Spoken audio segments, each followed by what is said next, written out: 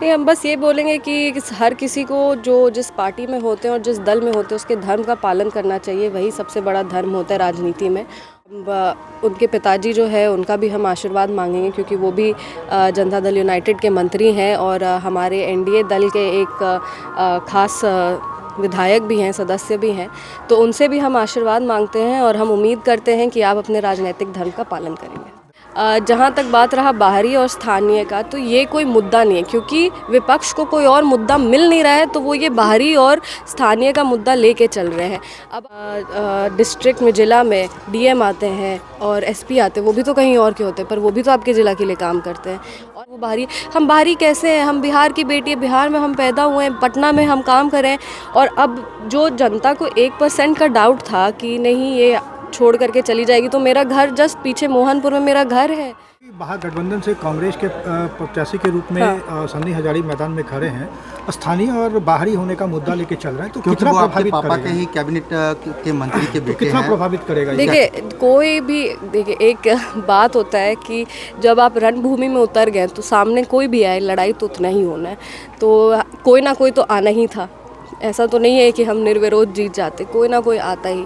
तो ठीक है, उनको भी ऑल द बेस्ट है, बट हमको पूरा विश्वास है कि जो जनता का प्यार और आशीर्वाद हमें मिला है, उस प्यार और आशीर्वाद को हम बनाए रखेंगे और ये जो जंग है वो हम जीतेंगे।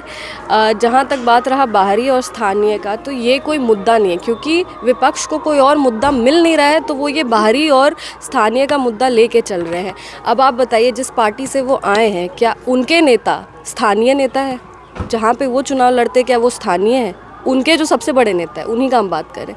अब मोदी जी को देख लीजिए, वो भी तो बनारस के नहीं हैं, पर उन्होंने बनारस के लिए क्या कहा। जो आपके डिस्ट्रिक्ट में, ज़िला में डीएम आते हैं और एसपी आते हैं, वो भी तो कहीं और के होते हैं, पर वो भी तो आपके ज़िला के लिए काम करते हैं। और मतलब बहुत सारे ऐसे लोग हैं जो ये बाहरी और स्थानीय का मुद्दा है वो इसीलिए बना रहे क्योंकि उनके पास कोई और मुद्दा ही नहीं है, तो वो इसी को लेके चल रहे कि नहीं वो बाहरी है, वो बाहरी। हम बाहरी कैसे हैं? हम बिहार की बेटी है, बिहार में हम पैदा हुए हैं, पटना में हम काम करें। और अब जो जनता को 1% का डाउट था कि नहीं ये छोड़ करके चली जाएगी, तो मेरा घर जस्ट पीछे मोहनपुर में मेरा घर है।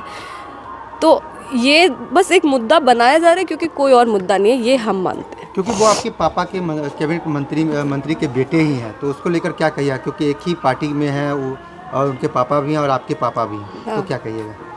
नहीं, हम बस ये बोलेंगे कि हर किसी को जो जिस पार्टी में होते हैं और जिस दल में होते हैं उसके धर्म का पालन करना चाहिए। वही सबसे बड़ा धर्म होता है राजनीति में।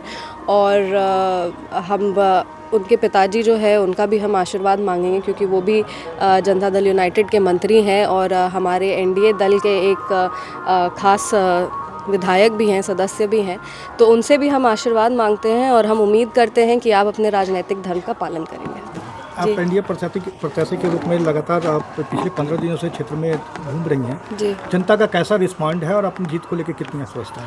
देखिए, अब आज का दिन लेकर के मेरे को 21 दिन हो जाएगा प्रचार में, और 21 दिन से हम लोग हर पंचायत, हर ब्लॉक, हर जगह जाने का कोशिश कर रहे हैं। यूजुअली लोकसभा में संभव नहीं होता, इतना बड़ा क्षेत्र होता है कि आप सारे क्षेत्र का भ्रमण कर सकें, आप सब लोगों से मिल सकें। लेकिन आप कह सकते हैं कि सबका प्यार और आशीर्वाद मिल रहा है कि हम पंचायत लेवल तक जा के लोग से मिल रहे हैं और हर वर्ग के लोग के साथ मिल रहे हैं, सबसे मिल रहे हैं और सबका भरपूर आशीर्वाद और भरपूर विश्वास मिल रहा है।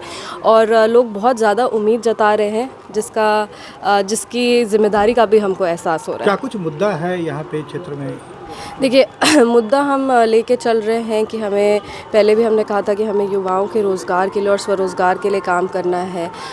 हमको घूम के जो रियलाइज़ हुआ है वो ये है कि यहाँ पे समस्तीपुर में कनेक्टिविटी का एक बहुत प्रॉब्लम है, जिसके वजह से इन्वेस्टमेंट और इंडस्ट्रीज़ कहीं ना कहीं बहुत कम है। और हमको लगता है कि समस्तीपुर एक लैंड रिच जगह है, तो यहाँ पे अच्छी इंडस्ट्रीज़, अच्छी कंपनीज़ आ सकती हैं, प्रोवाइडेड कि आप उन सारे जगह को अच्छे से कनेक्ट करिए।